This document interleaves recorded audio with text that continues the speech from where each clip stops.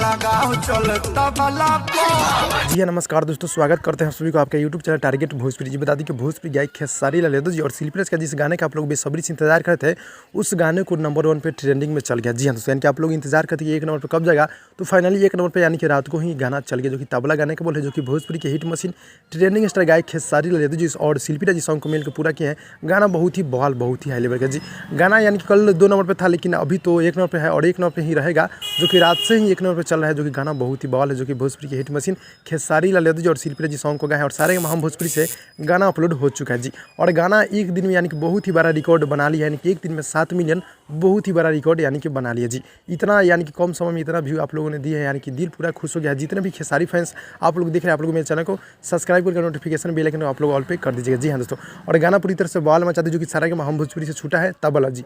तबला पर टुनटुन यादव ने भी रील्स वीडियो बनाया, जो कि आप लोग क्लिप के माध्यम से देखे हैं। कैसा लगा आप लोग कमेंट में कमेंट कर दीजिए। जी हाँ दोस्तों, खेसारी लाल यादव जी के साथ भोजपुरी गायक टुनटुन लाल यादव, उनके साथ एक बहुत ही गजब, यानी कि उनके ही गाने पर रील्स वीडियो बहुत ही गजब के बना है, आप लोग देखे हैं। तो भाई लोग मिलते हैं अगली वीडियो में, तब तक के लिए धन्यवाद।